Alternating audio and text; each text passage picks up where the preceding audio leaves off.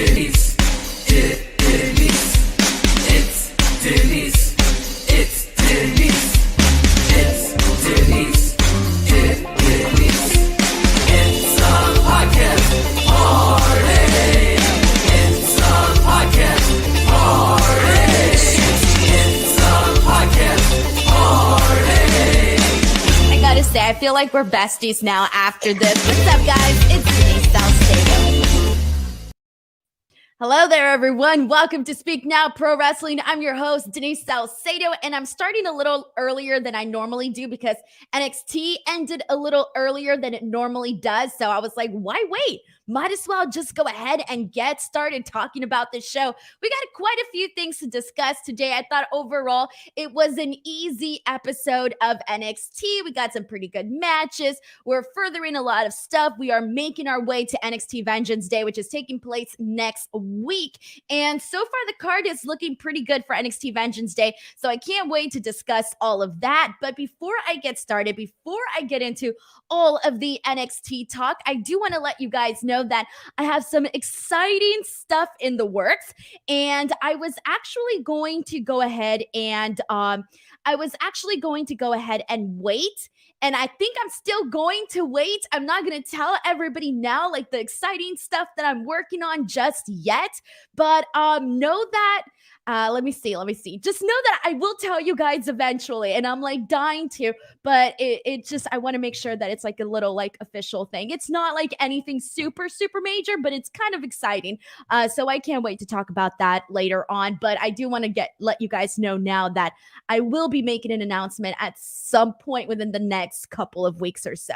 We'll see. We'll see what happens. Either way, guys, we're going to go ahead and jump right into NXT, but friendly reminder that this is a very interactive show. So at any point throughout the show, you are more than welcome to send in any comments, your thoughts as we head throughout the entire night. Also, on top of that, if you want to make sure that your question, your comment, or your statement gets read on the air, 100% guaranteed, you can go ahead and send in a super chat. Super chats not only allow your comment to get read on the air, but I'm also allowed to keep 100% of all the proceeds. After YouTube takes their cut, I get to keep the rest of it. So it very much helps me out. But let's go ahead and jump into NXT.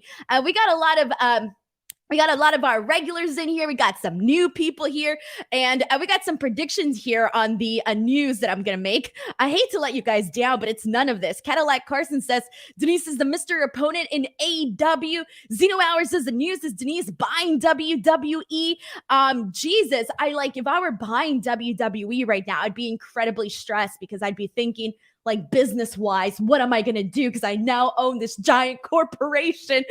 So it's definitely none of that, guys. I'm not walking through no forbidden door, none of that. But let's get right into NXT, everybody. So this is a pretty decent show. Like I said, we're making our way over to Vengeance Day. So we had a lot of stuff that is essentially leading up to the actual show itself, which is again taking place next week. But we kicked things off with a very exciting tag team match, which was the semifinals for the Dusty Cup tournament. It was the Creed brothers versus the Grizzled Young Veterans, and this was a banger, guys. This was match of the night by far. It was so good. I loved like the storytelling in it, which we're gonna get into in just a second. I loved the end result. I think like from like the second, even before the bell rang, everything that we saw top to bottom on this match was so pleasing. So let's go ahead and get started and talk about what actually went down during this and why it was so good. So first of all, this action kind of gets started before we get before the bell actually rings. So by the time that the match officially gets started, they get things going very, very hot, very fast right away. And one of my favorite things, like right off the bat, was literally seeing the Creed brothers just do like a lot of double team work and a lot of really cool stuff on that end. But the part that I think I particularly liked the most was after we kind of saw Julius Creed essentially manhandle James Drake for a bit. That was fun. But what I personally loved and what kind of made this match so much better for me is when the Grizzled Young Veterans, what they did was pretty cool. So I thought this was a unique little spot here. So they basically lifted up the ring apron. So the ring apron's like out of the way, and they had freaking Brutus Creed underneath the ring. And so he's literally underneath the ring and they slingshot him. So they slingshot him and his like throat area hits like the portion of the ring like literally goes right into his throat.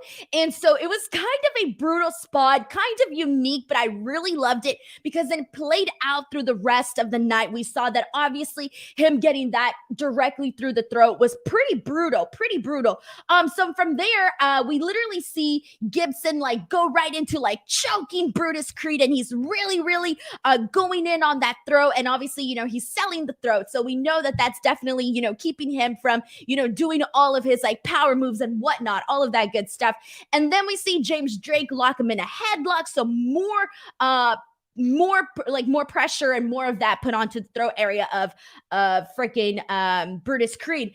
And then after that, we essentially finally had Julius Creed get the hot tag. And once Julius got the hot tag, like he just like went like rampage on everybody. Like this was hot stuff. So I really liked this. Then finally at one point, Julius is fighting both members of the Grizzled Young Veterans. Brutus is kind of like out and about. He's still dealing with his whole thing. And we see Zach Gibson do a really nice dive to the outside. Really good. We finally see Brutus get back into this match. And, he gets really aggressive. But again, they go back to the throat. So we kind of see that play out. But in the end, we end up seeing the Grizzled Young Veterans we end up seeing the Creed brothers get the win here. And I was so freaking happy because they were my pick from the very beginning. Like, these are the guys that I personally think really need to win this tournament. And I feel like they're going to benefit the most because even though they're part of Diamond Mine and they've been getting, some spotlight on them, I do think that now they got to go from like here to really propel them into, being one of the most known tag teams on the NXT roster and then, going up from there. So for me, I think that the Creed brothers need to take it all the way. We will talk about the other Dusty Cup match in just a second, but just know that the Creed brothers are officially heading into the finals of the Dusty Cup tournament. And this was an awesome match. Match of the night by far. I am a Creed Brothers fan. Hell yeah. All right, guys, let's go ahead and get some thoughts. How did you guys feel about this? Did you love this match? Let's get some thoughts in here. We got Drew Scott putting over the Creed Brothers for being legit. Hell yeah. They're very exciting. Like the things that they do for me, they tend to bring up a lot of excitement. Like they're besides Malcolm Bivens, they're my favorite thing on the Diamond Mine, for sure. And let's see what we got here. This is a comment from Pile Driver Finisher who says, NXT usually has banger tag team matches. Also, Dusty Rhodes Classic tournament, so NXT does well to build the finals. Not much story, but it doesn't matter. I'm enjoying these matches. I would say that for the most part, the tournament has been pretty good. There was only one thing that I didn't like from the tournament, and that was the whole Harlan, Joe Gacy, and the way that they essentially lost, and basically Idris and Malik, the way that they got into the tournament, the way that they have advanced. That was the only part of the tournament that I did not like, but everything else has been like pretty good and pretty entertaining. So I do got to say that it's been a pretty enjoyable tournament to watch by far. And let's go ahead and see what else we got here. And this one is from Danny the Red, who says NXT usually doesn't disappoint on Dusty Classic tag team matches, and this wasn't an exception.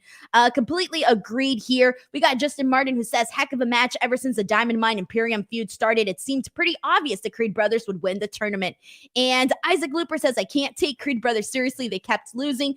And that's the thing too. But here's the thing about the Creed brothers is that no matter what, when they were going in there and they were having these matches, they were doing stuff that were impressive.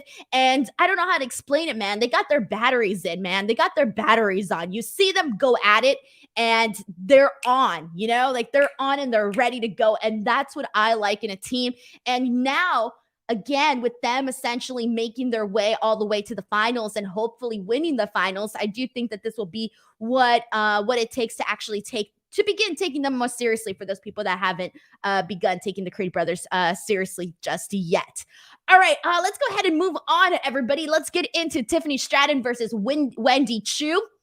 This was interesting because this was a rather quick match, like super quick. Wendy Choo, she's been doing this whole new gimmick where she is going in with her pajamas. She's got her bunny slippers on and she's so sleepy, and she's been incorporating a lot of those character stuff into her wrestling, which has kind of been taking a little bit away from her matches. But I think in the beginning it was kind of fun to see, but I think as she continues to go and do more matches, I would like to see just a little bit less of it each and every single week, because I do feel like it is taken away from what she does in the ring. Like when she first came in wrestling as Wendy Choo on NXT 2.0 and she did that tag team match, it was kind of fun to see her, like, first she's all sleeping, she's laying down on the ring apron, and then the second she gets in the match, she's like all hot, she's going for it. She was probably like the best part of the match during then. And then afterwards, she's been having, singles matches, etc.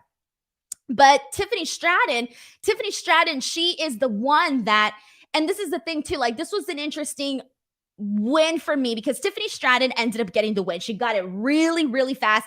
She hit a corkscrew splash, got the pin, 1, 2, 3, gets the win. Super quick match. But the thing that I want to talk about here, though, is that Tiffany Stratton, she's the new kid on the block. She's the one that we're just getting familiar with. And you can kind of say the same thing about Wendy Choo, because Wendy Choo is, doing this whole entire new persona.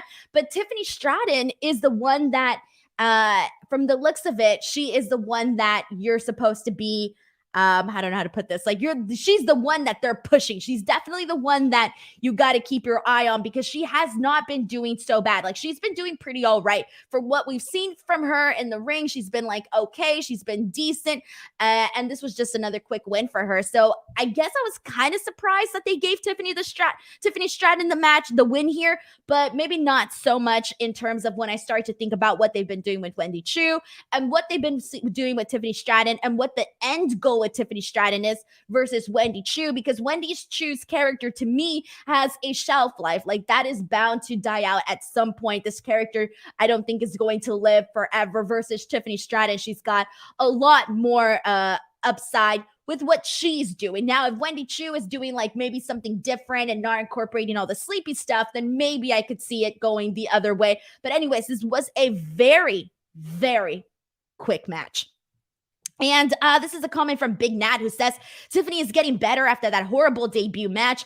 That debut match was a little bit rough. There were a couple things that, were missed, that didn't necessarily land well, all of that. But we've been seeing a little bit, we've been seeing more of her continuously. I think this is now her second, third, fourth match on NXT, I believe. And she has been improving at least in every single one of them. But this one was kind of really hard to tell, though, because it was so quick. It's not like we got some long match where you can really say like, oh, this is how she's doing, She's had improvement, but it's not so much so that you're like, oh my gosh, I don't think a lot of people are behind Tiffany Stratton just yet. Like they probably will be, because she's very athletic and she has a good athletic background with all the gymnastics and all of that good stuff. And I think that once she like sharpens that all out, I do think she's going to be a fan favorite. But she's making her way there, though. She definitely is. We got a super chat from Mario Morales. Thank you so much to Mario for sending in our first super chat of the day. Mario Morales says, Santos Escobar gives me hope for Latinos in wrestling. Oh, we have so much to talk about once we get to Santos Escobar. I think that my opinions are probably going to be a little bit different than the majority of the comments that I've been seeing in the IWC for today's Twitter, which not really, because it's not like that many people are tweeting about NXT. But we'll talk about that in just a second. Thank you so much to Mario Morales for sending in this super chat. And all right, let's get into, I love that we're already getting the Santos Escobar comments, and I am going to read this one. This one is from that boy Milo, who says, am I the only one that wants Santos to win the NXT title? You'd figure with the numbers advantage, he would have a lengthy reign. Either that or just have him go to the main roster already. That boy Milo. So I got to tell you, like, I know we're not talking about Santos Escobar just yet, and we will talk about him more in depth once we actually get to that segment because there's so much to unpack there.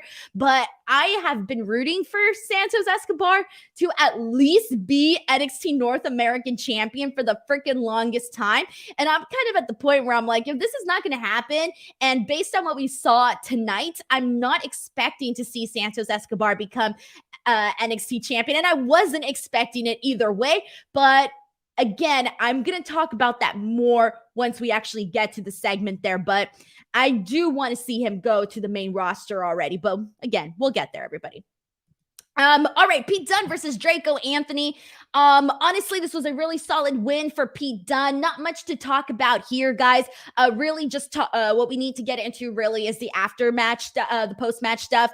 After the match, we saw Tony D'Angelo essentially grab Pete Dunne from behind. He starts basically trying to choke him out, but Pete Dunne ends up like snapping his fingers.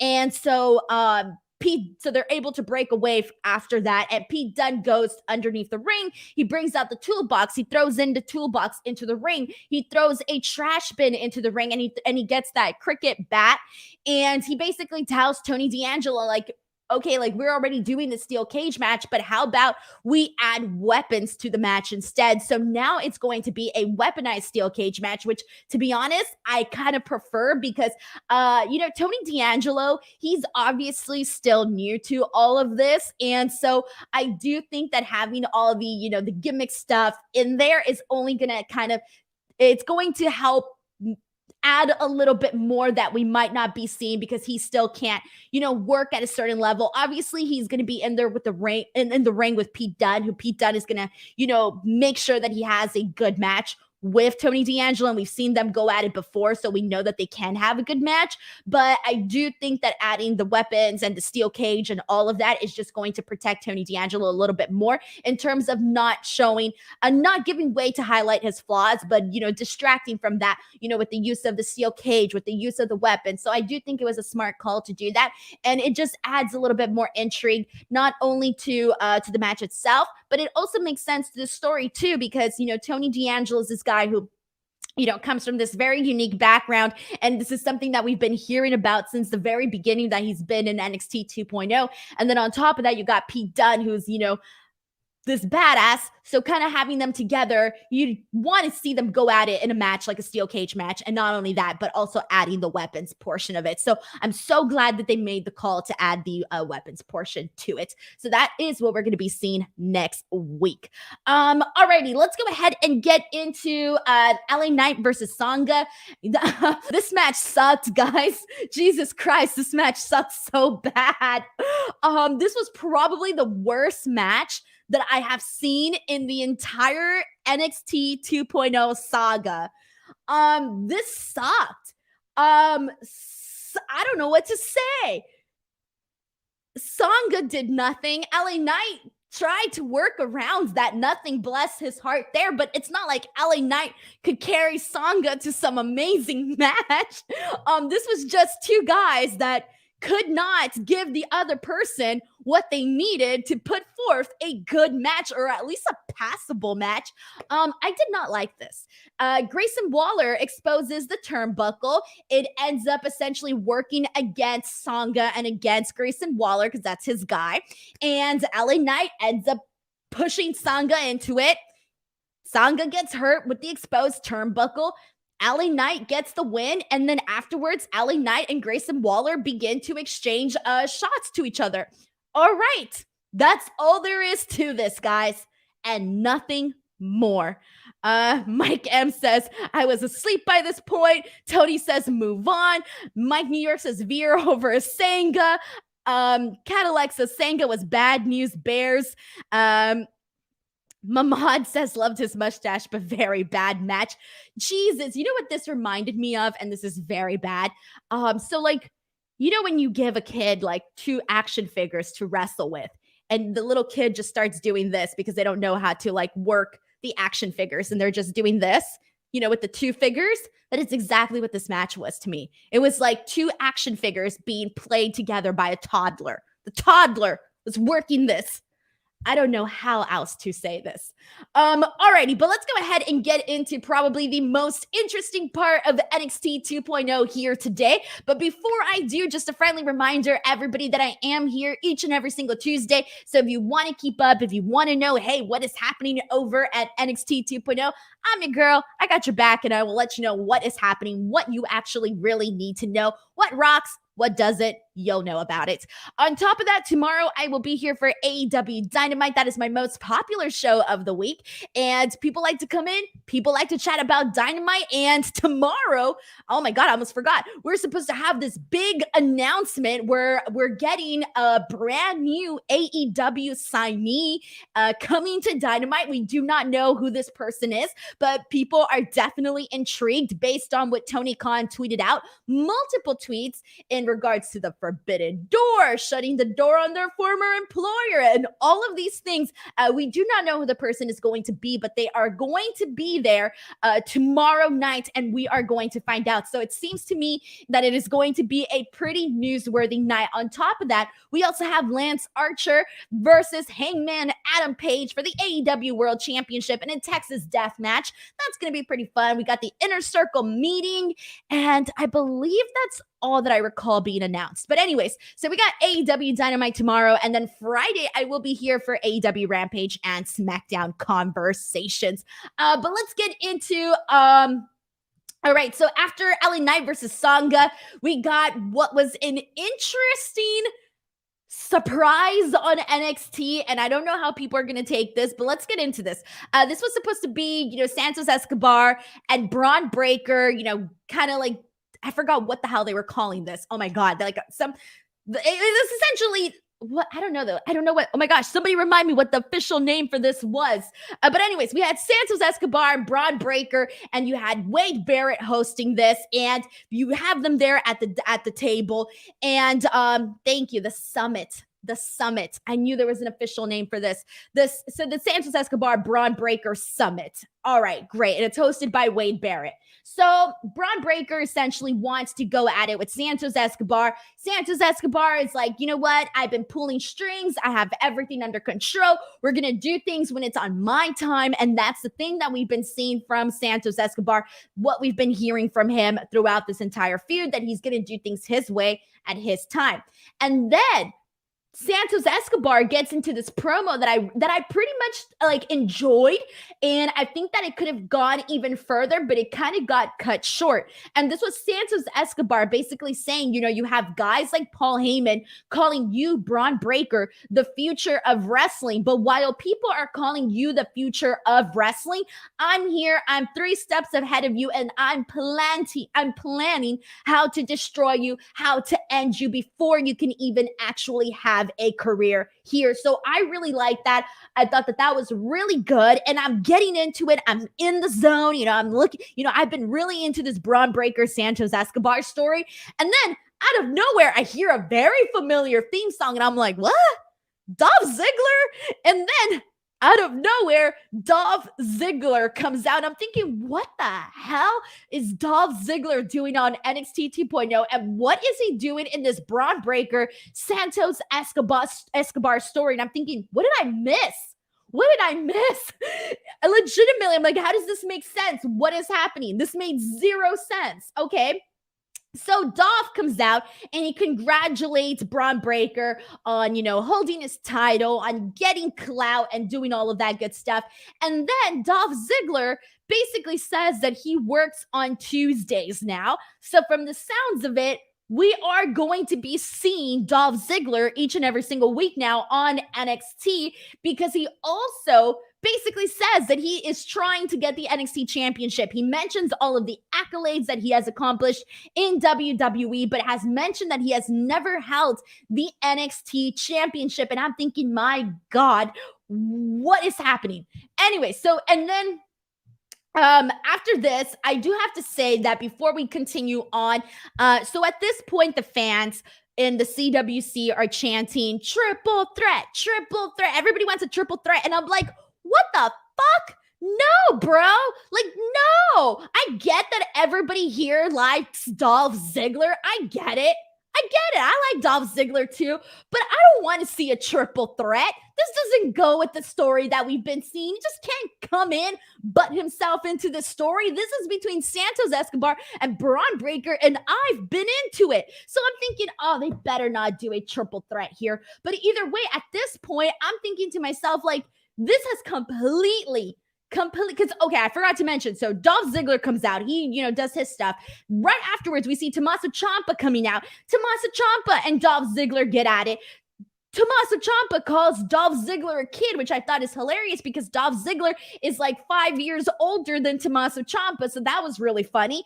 But I'm just thinking to myself, like, they completely overshadowed, stole his thunder, everything that you can think of, and it made me feel like, why should I now care about Bron Breakker and Santos Escobar when you've essentially said, go to the side. Dolph Ziggler's here. Tommaso Ciampa's been here. But, I feel like they incorporated all of that element right smack into the story where I feel like it could have been done afterwards, because to me, it kind of took away from the spotlight. It took away from what we were doing with Santos and Bron Breakker, and it kind of made me feel like, damn, I'm here, rooting for Santos Escobar, wanting to see him, level up here on NXT and all of that good stuff. And now it just kind of made me feel like, it made me feel like they just kind of don't care about Santos Escobar. Like, they don't care to make him feel like a big deal. Why? Because they clearly felt like they needed the incorporation of Dolph Ziggler into this, somebody who's had nothing to do with this story. If Dolph Ziggler came out immediately after this match with Santos Escobar and Bron Breakker, I'd have been like, cool. But I think because it happened like right smack in the middle, for me, I kind of feel like it completely overshadowed what we were seeing with Bron Breakker and Santos Escobar. So I think for that reason, I was not crazy about this. I'm looking forward to seeing what Dolph Ziggler is going to be doing with Bron Breakker, but now I immediately know, and I knew that Bron Breakker was going to, defeat Santos Escobar. I don't think anybody was expecting Santos Escobar to necessarily beat Bron Breakker, but now you're kind of reconfirming it to me that, hey, Santos Escobar kind of has no chance in hell, because right after this, we're going into Bron Breakker and Dolph Ziggler. So kind of for me, I wish that this would have been just like reshuffled a little bit, because it did kind of overshadow this whole thing here. And after this, we basically, so Santos Escobar gets mad. He gets up and he starts, saying shit, right? And Ciampa's just like, sit down, go to the side. That's pretty much what happened there. So he kind of gets shut up afterwards. And then afterwards, we see Ciampa essentially kick Dolph Ziggler in the face, knocks him out of his seat. And then afterwards, from here, they brawl on the outside. And then Legado del Fantasma basically kicks Bron Breakker's butt 3-on-1 and ends up putting him through a table. So that's what happened here during this segment. So what did you guys think about this? Go ahead and let me know. Are you excited to see Dolph Ziggler on NXT? And send in your thoughts, everybody. Let's see what people are saying. First of all, we got a super chat from Nick Grasso. Thank you so much, man. Nick Grasso says, I don't know why Dolph Ziggler was on the show, but when he came out, I didn't know if it was Dolph or Triple H from 2005. If Kaylee Ray and Io are going to be a team, they definitely are the favorites. And we'll talk about the women in just a second. But thank you so much to Nick Grosso for sending in this super chat. I really appreciate it. And let's see what else we got here. Let's see what people are saying about this. This is from Andrew Tam. Says, Nick it, same thing, bringing in AJ Styles. NXT brings more main roster stars, not enough views. And we get it. Like, that's like, it's not like Dolph Ziggler's doing much on Monday Night Raw. We've been seeing the tag team division on both Raw and SmackDown. And prior to that, he was on SmackDown. We've been seeing the exact same things, rinse and repeat with the tag team division. So, Dolph Ziggler going to NXT does add something to it. But again, it was just plugged into something that it didn't feel like he needed to be plugged into. So that's kind of how I felt about that. And let's see what else we got here. This is a comment from Drew Scott who says, wonder if this is a tune-up also for Ciampa by putting him in a mini feud with a main roster guy. I would like that. I would really like that. Ciampa, and from the looks of it, we are getting it since they were brawling and Ciampa kicked him in the face. Ciampa and Dolph Ziggler seems to be a go, and I'm cool with all of that. Like, definitely cool with that portion of it. Thank you so much to Drew Scott for also sending this in. Hola to Daniel Herrera, who's also in the stream. Shout out. And this is a comment from Mac Hensley, who says, So I'm probably Dolph's biggest fan. I grew up watching him and playing him in the SmackDown versus Raw games, and I've been a big fan since he did steal the show too much, and I feel bad for Bron. You felt bad for Bron. I felt bad for Santos Escobar. At least Bron Breaker's champion. Justin Martin says, Ziggler showing up to argue with Ciampa during a Breaker Escobar title summit was certainly a surprise, but it really made no sense. Whole segment was just weird. It didn't make sense. I mean, it's giving people something to talk about. I mean, at the end of the day, when I'm thinking, what the hell am I going to title the show? I'm going to title it Dolph Ziggler Showed Up to NXT. That was the most newsworthy thing about it, but that shouldn't be the most newsworthy thing about it, but it is. It definitely is. Pummy Wrestling says that segment basically sacrificed the hype for Santos versus Bron in exchange for some random future hype. Big Nat says Escobar deserves the belt, but yet I know he'll do the job for Bron. He's definitely going to do the job for Bron, and that's why I was looking forward to this match, because I know that it's going to be a good match, or at least I hope that it will be a good match. I'm really hoping that it is. We got a super chat from Keel Robinson TV. Thank you so much to Keel, who says, it hurts to see a whole generation of amazing athletes like Ziggler being underutilized, but good to see him get a pop. Yeah, I think the CWC was even chanting like, holy shit, seeing Dolph Ziggler in NXT. So that must have been nice for him, you know. I'm wondering if we're going to keep, like, if this is going to keep happening, because we had Matt Riddle, he was doing the shaman stuff with the MSK. Then we had AJ Styles come in, and he's doing this. He did that stuff with Grayson Waller, and now we got Dolph Ziggler. So I'm wondering if, like, every, you know, couple of weeks, couple of months or whatever, we're probably going to get somebody from the main roster coming in to NXT to, like, spice things up or add a little sugar to everything. I don't know. Thank you so much to Keel Robinson TV for sending in this super chat. Alrighty, guys, let's go ahead and continue on. Let's get into after this. Let's get into Sarray versus Dakota Kai. So this was interesting.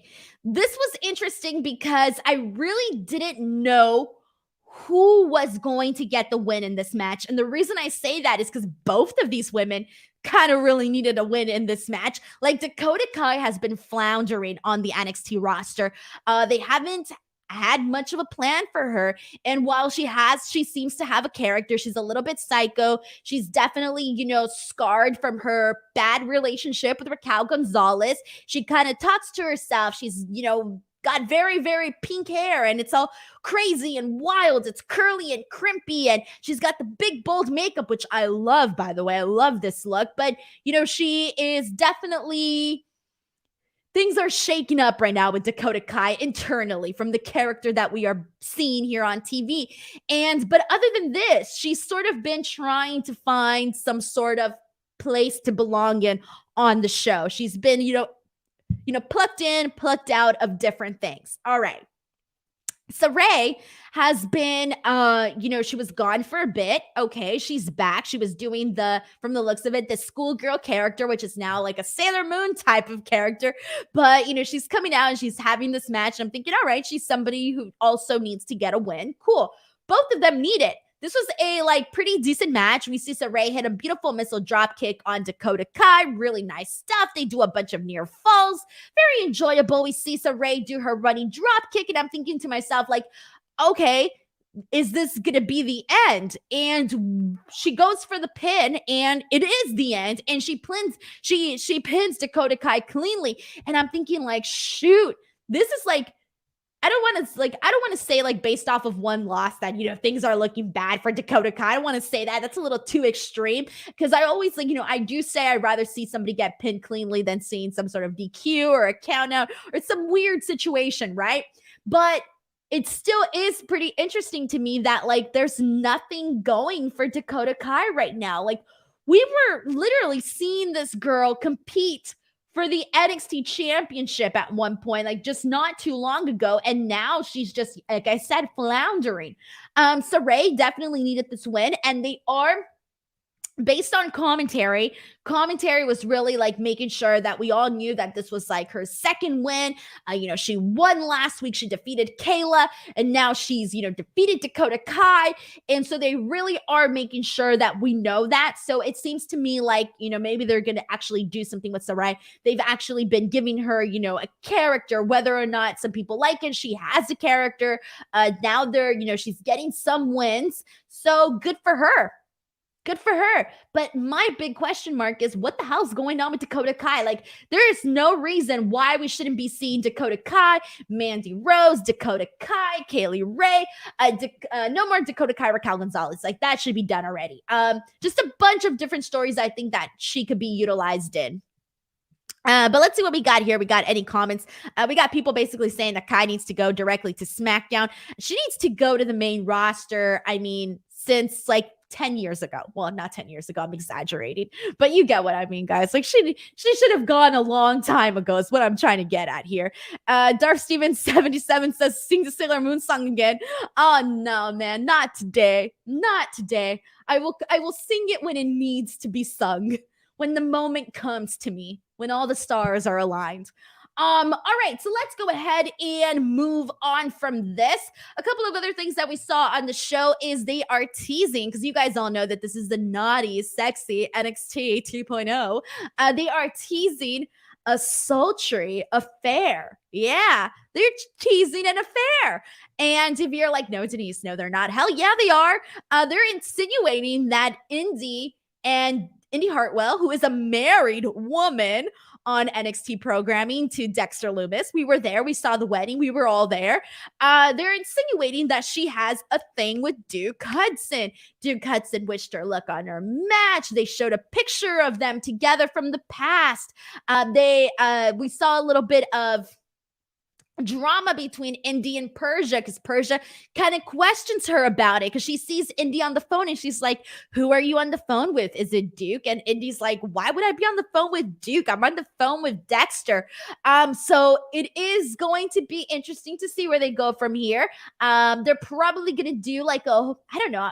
I'm based on what I'm expecting from NXT. I'm expecting them to maybe like make it seem like Indy is cheating on Dexter Lumis, and then Dexter Lumis is going to like fall for it. And we're going to see Duke Hudson, Dexter Lumis go at it. And it's going to be like a whole thing. So that's where I think they're going with this. I don't know what else to say, guys. I don't know what else to say. Zeno Hour says they're just friends. We don't know that. We do know our just friends, Dana Brooke and Reginald, because Reginald got friend zoned on Raw last night. Thank you so much to Zeno Hour for sending that in here. All right, guys, let's go ahead and continue on from here. We also got another vignette for promoting Nikita Lyons. Oh my God. Anyways, Nikita is being promoted once again. This time they show more of her athletic side versus her musical side that we saw last week. So good for her. Excited to see her. We kind of talked about her last week already. So I'm going to move on from this, because afterwards we see Briggs and Jensen trying to ask out Casey and Kaden. And sue me, guys, but I cannot tell Briggs and Jensen apart. They literally look like the same person to me. So one of them was asking Casey, was trying to ask either Casey or Kaden. I don't know who their intentions were, who they wanted to ask, but they wanted to ask one of the girls on the date. And instead it ended up being a mistake where he asked like for a double date. And so now they're all kind of going on a double date, even though the girls don't know that it's a double date for Valentine's Day. So that's where we're at with that. So I don't know what else to say. Kind of like Carson says, no one can tell them apart. Oh, God. All right, let's move on, because after this, we got the semifinals for the Dusty Cup, and this was MSK versus Malik and Idris. And given the way that Malik and Idris were essentially put into this, advanced in this tournament, we all knew that it was going to be MSK winning this match. It was a short little fun match. It wasn't nearly as good as the Creed Brothers versus Grizzled Young Veterans. We saw MSK hit their spots that they do, including, we did see Idris hit a really nice splash off the top rope. That was nice. But in the end, we end up seeing MSK get the win here. Not really much to add to this other than the fact that we are going to be getting MSK versus the Creed brothers in the finals of the Dusty Cup tournament. So I am looking forward to that. That is going to be a very exciting match. I'm really looking forward to that. So that's going to be taking place next week at Vengeance Day. Before we get into the main event, let's kind of go over the matches that are going to be taking place at Vengeance Day, which is again taking place next week. We got Carmelo Hayes versus Cameron Grimes for the NXT North American Championship. I really do think that this is going to be a good match. Both guys, they go. Cameron Grimes, I love the speed in which he like wrestles. I love like the fire and energy that Cameron Grimes brings to the ring. Carmelo Hayes is very, very athletic and he does cool stuff. So I do think that we're going to see them, have a nice little match there. I'm really looking forward to that, actually. I am expecting Carmelo Hayes to retain the title. I'm not expecting to see a title change here. Afterwards, for the NXT Women's Tag Team Championship match, we are going to be seeing Toxic Attraction, Gigi Dolan, and JC Jade versus Indy Hartwell and Persia Pirotta. Expecting Toxic Attraction to retain. I don't see this going to Indy or to Persia. After this, we got Pete Dunne versus Tony D'Angelo in the Weaponized Steel Cage match. Again, this should be a good match. I'm looking forward to it. I'm looking forward to some gore, to some violence here. Afterwards, we got for the NXT Championship match, obviously Bron Breakker versus Santos Escobar. This match, I think, will be good. I think it'll be a really good match. Bron Breakker, I'm assuming, is definitely going to be winning. If he doesn't win, I would be very surprised. And then we are also, again, seeing the finals, the Creed brothers versus MSK for the Dusty Cup. And I am hoping, fingers crossed, that the Creed brothers take this one. But now, let's get into the main event, and this is Mandy Rose versus Kaylee Ray for the NXT Women's Championship. So, literally right off the bat, they're, hot. They're fired up, man. They go right at it. Kaylee Ray, literally just, starts, pounding Mandy Rose. Mandy Rose takes her down with, all the energy in the world. That was really good stuff. I did think that it was funny, though, that on commentary, Wade Barrett was basically putting over Mandy Rose's 3 million Instagram followers and basically saying, she has 3 million Instagram followers. Do you think that Kaylee Ray, as champion, can live up to that? Do you think that she can also get that many followers? We need a champion with a bunch of followers. And I'm just thinking, what? This really is the new NXT 2.0, where it depends on how many followers you have, whether or not you should be champion. But whatever. Okay, cool. Moving on from that. We see Kaylee Ray super kick Mandy Rose. We see her do a lot of, technical work right at the beginning. They have a really good vibe together. I kind of feel like Kaylee Ray brought out a lot of good in Mandy Rose, in my opinion, during this match here. Afterwards, we see JC Jane come in, distract the referee. Gigi Dolan comes from behind. She ends up helping Mandy Rose. Mandy Rose ends up getting the win. She defeats Kaylee Ray, and that's it from there. Post-match, we see Toxic Attraction and Mandy Rose essentially go at it to Kaylee Ray, and Mandy Rose is about to hit Kaylee Ray with a bat, but instead, Io Shirai's music plays, and Io Shirai comes running in to help out Kaylee Ray, and she takes out 3 women, one of which had a bat, which was a little bit not really believable, but whatever. I'll go with it. So from the looks of it, we'll be seeing something with Kaylee Ray and Io Shirai, so that should be fun. But I wasn't expecting Mandy Rose to lose whatsoever during this. They didn't announce a match for her for Vengeance Day. I don't know if she will have a match at Vengeance Day. We'll see. But that was pretty much NXT 2.0, everybody. Let's see what we got here. We got any good comments? This one is from Mohamed, who says, Kaylee Ray carried Mandy to the best match of her career, but the ending was so stupid, and picking her as Io's partner was so dumb. It was very random, but that's kind of how they've been doing the women's whenever they do stuff for the women, any sort of tournament for the women on NXT, it's always super random. This is why they're teaming up together, etc. It's very random pairings.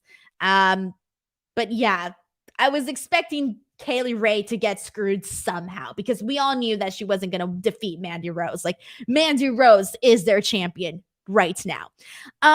Okay, let's see what else. YT says, when is the Women's Dusty Cup starting? They had said February, but they never gave an actual date. Like, when they promoted the tournament, they said February. Like, that was it. And I do not recall them actually giving a date anytime afterwards, unless I completely missed something. I do not recall an actual date just yet. They literally just said February, and that was sometime in January when they actually announced the Dusty Cup tournament all together. Nick Grosso says in 2 weeks. Are they going to be started? Probably going to be starting it after Vengeance Day then. All right. Cool. So I think that's pretty much all we got here, everybody. That was NXT 2.0. A very interesting show each and every single week. We never know what is going to happen. Like I just said, one day we're seeing AJ Styles, the next we're seeing Dolph Ziggler. We just don't know what's happening anymore. Before I go, everybody, just a couple of quick plugs. If you haven't subscribed to F4W Online, whether you're watching on Twitch, whether you're watching on YouTube, or listening to the audio version of this, please make some time to head on over to F4W Online on YouTube and click that subscribe button. I promise you will not regret it. On top of that, if you haven't already, make sure to head on over to my YouTube channel, youtube.com/Denise Salcedo. I have been uploading interview after interview on there. And I'm also doing, or recently just did, a promo wars video where it's myself, Sean Ross Sapp, Luke Owen, Adam Blumpy from Wrestle Talk and Fightful and all of that. And we go and do a promo wars video where we're essentially cutting promos on each other. It is so much fun. A lot of people have been loving that video. It has surpassed 8,000 views already. It's got a bunch of comments, a bunch of likes. Head on over there, check out that video. I think you guys will enjoy it. It's only like half hour long. It's a good time, and I will be putting out more of those videos there too. But other than that, guys, do not forget to give this video a like, subscribe to this channel. Make sure to follow me on Twitter and or on Instagram at _Denise Salcedo. And I will see you back here tomorrow night for AEW Dynamite coverage. Bye, everybody.